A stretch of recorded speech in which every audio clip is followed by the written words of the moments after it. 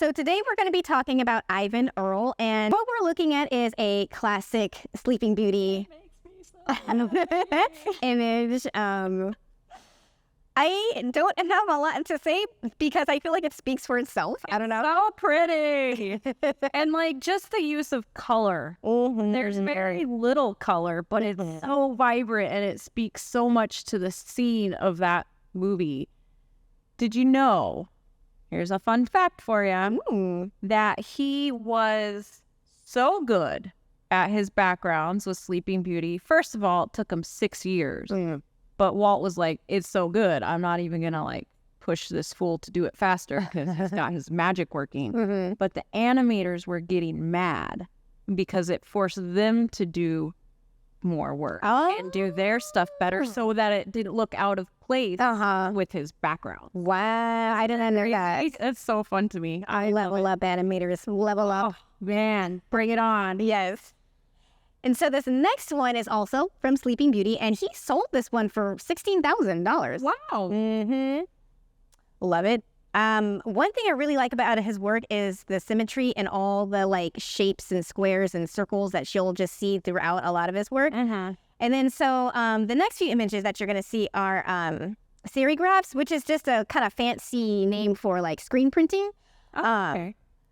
But the craziest thing that's boggles my mind about looking at his artwork is I understand how screen printing works. I don't understand how I can't wrap my brain around it. It looks like a normal painting. Yeah. Because there's so much texture. And I think with screen printing, we're used to things kind of being flattened. And you can see where the layers would occur, but this you can't. So I'm wondering, I don't know, I couldn't find any information about like maybe, you know how like you'll do a medium, but then you'll put like a different medium on top of what the original was. Like, did it on top of maybe some of the screen prints? It's possible. I know he used gouache a lot, which is basically like an opaque watercolor. It's kind of got almost a chalky consistency, and it's sort of hard to work with. Yeah. And I don't know, maybe it was screen printing with some gouache on it or something. I'm not sure. Or maybe he did gouache and it was screen printed on top. I don't know. It's a very interesting question. I literally do not know, but I just know that I love it. Yeah, the texture in the tree here is what's getting me. Yes. So cool. I like how things are almost like rainbow, but then dark. It's like a flash of color and then dark. And I feel like a lot of his work is like a flash of color and dark at the same time. Yeah. But they're almost like equal in a strange way. He kind of plays up that contrast a lot. Yeah. It's interesting because the composition on its own, if this was just in black and white, is so strong. And there's such great detail and light and dark. But then throwing that little bit of color in there just brings it to another level. Yeah, it really does. Also, it was hard for me not to just grab a new I can relate. Yeah, I was like, oh, this one, and I had 10. I was like, okay, Toya, you're gonna have to narrow it down to like 5, 4 or 5. We'll flash up a bunch of them. Yes. So, is there a specific one you want to talk about? Yes. So this one is my favorite of all times, called Waves of Golden Fire. And when I look at it, I feel like I'm looking at Jesus or Buddha or some sort of like holy something. I don't know. And I think it's just the tree. I don't know. It's something like it's like the king of nature, like the queen of nature. Just feels like the god or goddess of nature. You have all these colors. You still have that black, which is really, really cool. I like the dark. But then you have all this life and all this color and this flowiness. It's almost like, I don't know, like the circle of life somehow to me. I don't know. Little tree of life. Yeah. Hugely symbolic in like every possible.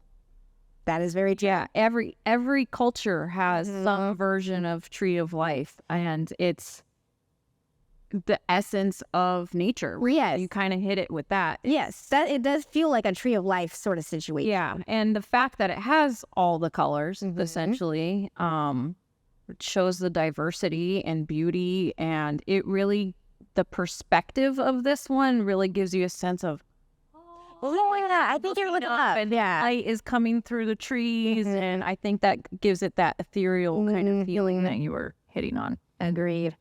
It's beautiful. So I have one more fun fact about him. Okay. The Sleeping Beauty castle Mhm. in Disneyland was so designed and named before the movie was even released because Walt was so confident in the work. Wow. See? That's what I'm telling you. Disney Studios while it was still in production Uh-huh. and wasn't even there anymore by the time it released. But Sleeping Beauty Castle was a thing. Wow. And it's so iconic. Like, Yes. Oh, yeah. probably the most iconic image aside from mouse ears. Yeah. And now you know a little bit about Ivan Earl. Yep. Thank you for watching this clip of Spotlight with Purple Easel. We're art instructors at SoCal's largest paint sip studio. Check out purpleeaselplus.com to join the largest online paint and sip community. And you want to make sure to like, subscribe, follow, ring that bell, add to the conversation, comment below, and check out our full episodes at Purple Easel Spotlight. We'll see you soon.